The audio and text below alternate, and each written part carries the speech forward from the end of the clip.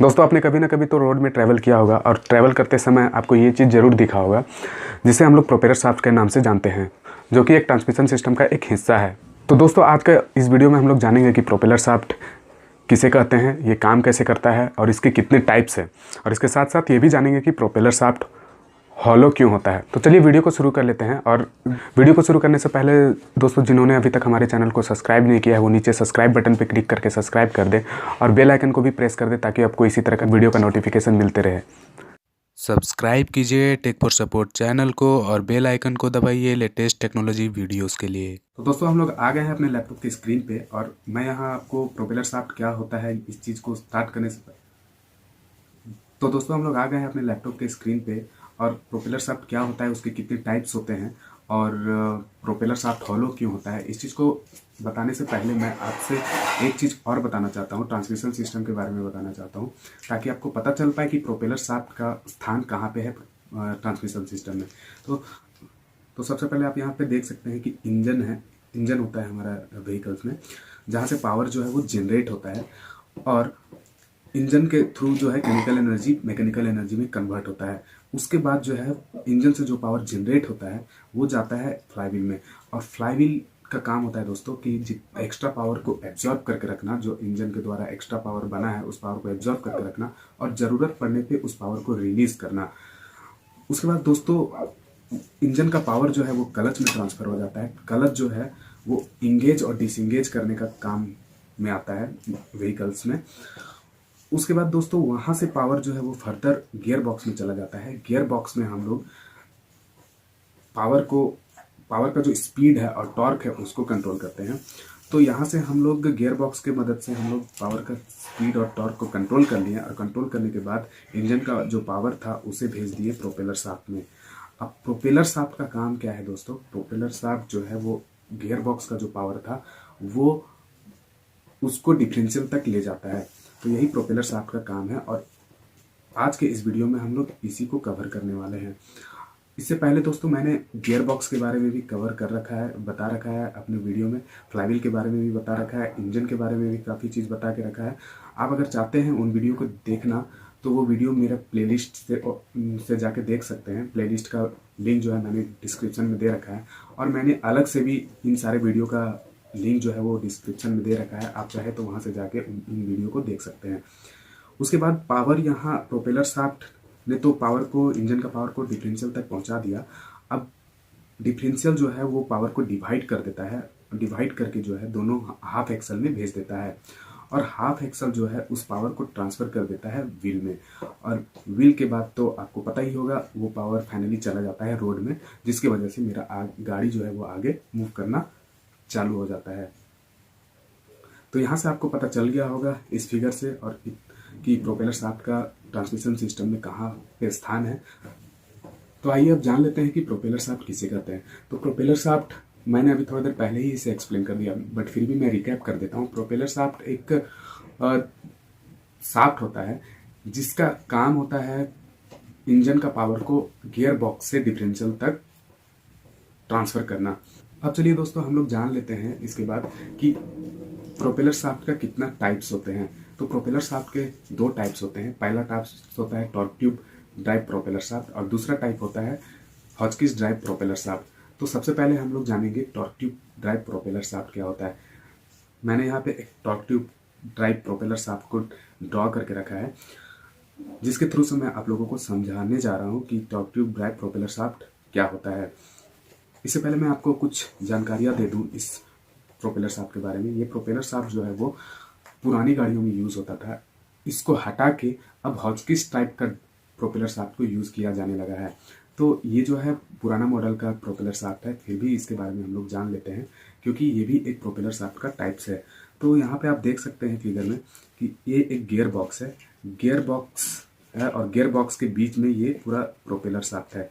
मैंने अभी थोड़ा देर पहले बताया था प्रोपेलर शाफ्ट जो है वो गियर बॉक्स का पावर को वो व्हील तक पहुंचाता है।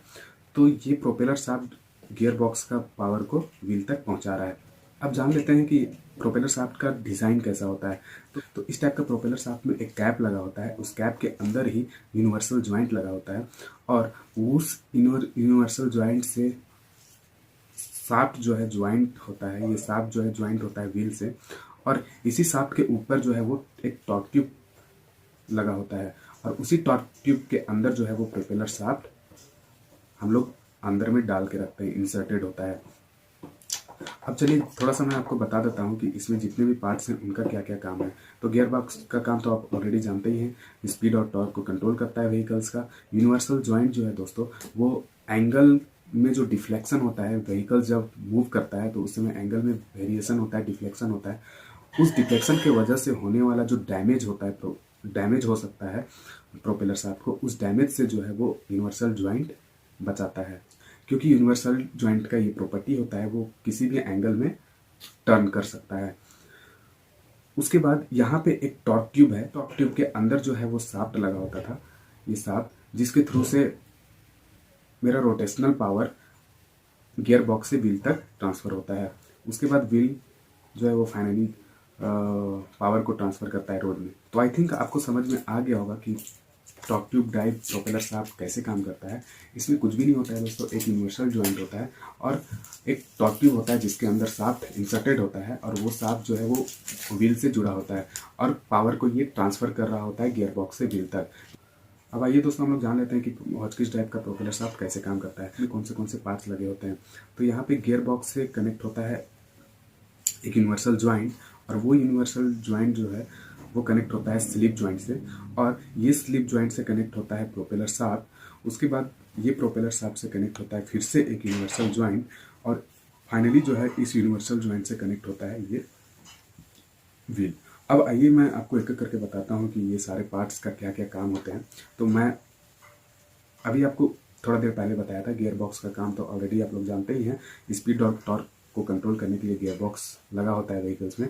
यूनिवर्सल जॉइंट भी आपको मैंने थोड़ा देर पहले बताया कि यूनिवर्सल जॉइंट जो है एंगल का डिफ्लेक्शन और एंगल का वेरिएशन की वजह से होने वाला डैमेज से बचाता है प्रोपेलर शाफ्ट को, क्योंकि यूनिवर्सल जॉइंट जो है वो किसी भी एंगल पे टर्न कर सकता है। उसके बाद यहाँ पे एक स्लिप जॉइंट नया ऐड हुआ है, ये चीज़ टॉर्क ट्यूब ड्राइव में यूज़ नहीं होता था, ये चीज़ हॉचकिस ड्राइव लाया गया तो तब इसमें इम्प्लीमेंट किया गया स्लिप जॉइंट को। स्लिप जॉइंट का काम क्या होता है, जब व्हीकल्स मूव करता है तो इलोंगेशन भी होता है, तो उस इलोंगेशन की वजह से प्रोपेलर शाफ्ट जो था वो डैमेज हो जाता था, टूट जाता था। तो उसी चीज़ को रोकने के लिए अब यहाँ पे जो है स्लिप जॉइंट लगाया जाता है। इसका एक प्रॉपर्टी होता है कि ये जो है वो इलोंगेट भी हो सकता है और कॉम्प्रेस भी हो सकता है। ये स्लिप जॉइंट इस तरह से डिज़ाइन किया जाता है कि ये इलास्टिक होता है, जिसकी वजह से लेंथ का वेरिएशन के कारण होने वाला डैमेज से प्रोपेलर शाफ्ट को ये बचाता है। उसके बाद यहाँ पे एक प्रोपेलर शाफ्ट है जो कि हॉलो होता है, ये जो है हॉलो होता है मतलब खोखला होता है। उसके बाद आपको यहाँ पे दिख रहा होगा दोबारा से एक यहाँ पे यूनिवर्सल जॉइंट लगा होता है। चूँकि दोस्तों रोड का जो कंडीशन होता है वो हर जगह समान नहीं होता है, समतल नहीं होता है, कहीं पे एब्रप्ट कंडीशन से भी होके गुजरना पड़ता है व्हीकल्स को। तो उस केस में जो है एंगल में वेरिएशन होता है, और उसी वेरिएशन की वजह से प्रोपेलर शाफ्ट डैमेज हो सकता है, और उसी डैमेज से बचाने के लिए यहाँ भी एक यूनिवर्सल जॉइंट को लगाया गया है जो कि आप लोगों को दिख रहा होगा। उसके बाद जो है ये यूनिवर्सल जॉइंट से कनेक्ट होता है प्रोपेलर शाफ्ट व्हील से फाइनली। तो इस तरह से जो है हॉचकिस टाइप का जो प्रोपेलर शाफ्ट होता है वो गियर बॉक्स का पावर को व्हील तक पहुंचा देता है। व्हील तक पहुंचाने से पहले फ्रेंड्स ये जो है डिफरेंशियल से कनेक्ट होता है, ये डिफरेंशियल से कनेक्ट होता है। मैंने थोड़ी देर पहले आपको टॉर्क ट्यूब ड्राइव भी बताया था, वहाँ पे भी जो है वो torque tube drive directly wheel से कनेक्ट नहीं होता है, वो पहले डिफरेंशियल से कनेक्ट होता है। उसके बाद जो है वहाँ से पावर एक्सल और में बटते हैं, और एक्सल में बटने के बाद जो है पावर फाइनली व्हील में जाते हैं। तो इस तरह से कुछ अरेंजमेंट इसका होता है। अब बहुत लोगों का कुछ कंफ्यूजन होता है कि torque tube drive propeller shaft और हॉचकिस ड्राइव प्रोपेलर शाफ्ट में क्या क्या अंतर है। तो आइए हम लोग उसके बारे में भी थोड़ा सा डिस्कशन कर लें। तो torque tube drive propeller shaft में एक सिंगल यूनिवर्सल जॉइंट पाए जाते हैं, जबकि हॉचकिस ड्राइव प्रोपेलर शाफ्ट में डबल यूनिवर्सल जॉइंट को लगाया जाता है। उसी तरह से सेकेंड बात करें तो हॉचकिस ड्राइव प्रोपेलर शाफ्ट में एक स्लिप जॉइंट यूज़ किया जाता है, जैसा कि आप देख सकते हैं, जबकि torque tube drive propeller shaft में स्लिप जॉइंट यूज़ नहीं किया जाता है। उसी तरह से torque tube drive propeller shaft में एक टॉर्क ट्यूब यूज़ किया जाता है जिसके अंदर प्रोपेलर शाफ्ट को इंसर्ट किया जाता है, जबकि हॉचकिस ड्राइव प्रोपेलर शाफ्ट में ऐसा बिल्कुल नहीं है। इसमें इसका प्रोपेलर शाफ्ट ओपनली होता है, इसके बाहर कोई भी टॉर्क ट्यूब नहीं लगा होता है। तो ये सारे डिफरेंस हो गए torque tube type propeller shaft और हॉचकिस ड्राइव प्रोपेलर शाफ्ट में।